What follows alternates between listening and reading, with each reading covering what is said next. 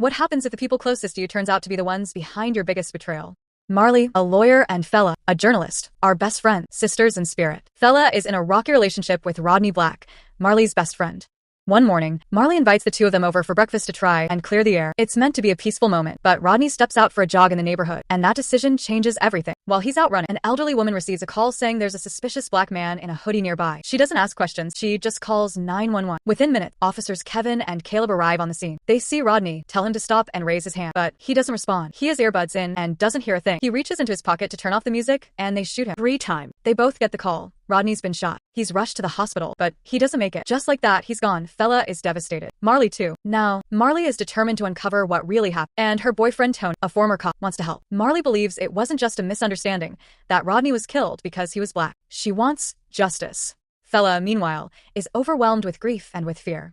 She's suddenly a widow, unsure of how she'll manage financially without Rodney. Marley promises her, "You will get justice."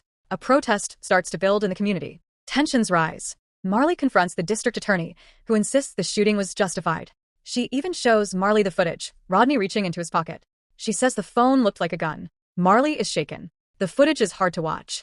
Marley promised to get state to settle. Caleb, the officer who fired the shots, is placed on leave, but it's still devastated about what happened.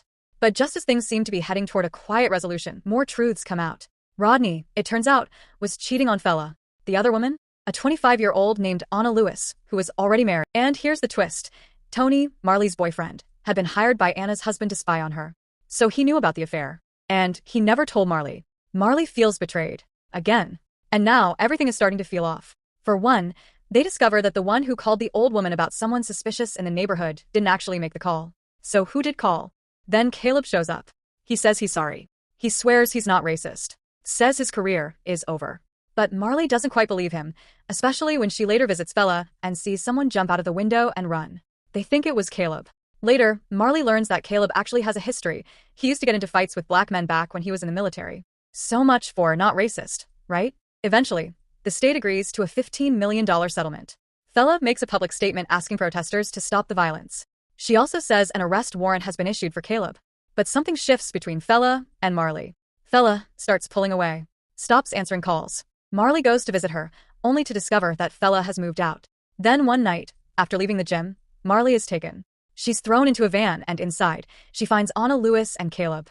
This is where things really start to unravel. Anna reveals that she met Kevin, the other officer, online. They dated for about a year, but things turned toxic. He became possessive and even stalked her. Caleb explains that Kevin wasn't even supposed to be in the neighborhood the day Rodney was shot. It was a setup. Kevin had planned something, and he might not have acted alone. Marley is confused. Caleb insists he's not the villain here.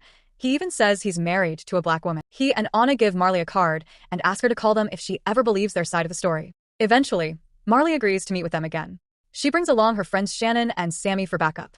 Caleb confirms that Kevin wasn't assigned to that area the day of the shooting. Anna says she has proof of Kevin's lies, an address and a password that will explain everything. So Marley goes to Kevin's house. And guess who's there? Tony.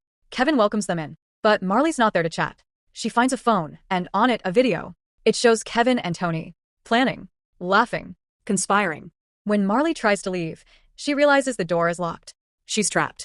It was never just about Rodney.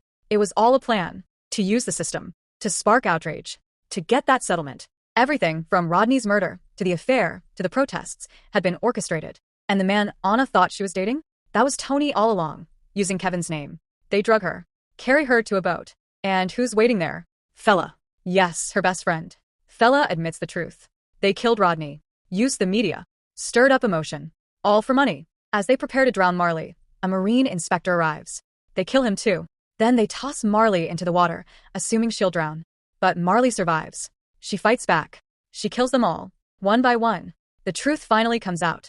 The conspiracy, the manipulation, the lies. And in the end, Marley steps forward to speak, to tell the world what really happened.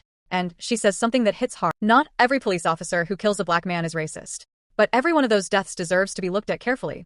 We can't jump to conclusions. We have to seek the truth. What did you think of the movie? Were you surprised by the ending? Let's talk about it in the comments. And if you enjoyed this breakdown, don't forget to like, subscribe, and hit that bell for more thoughts.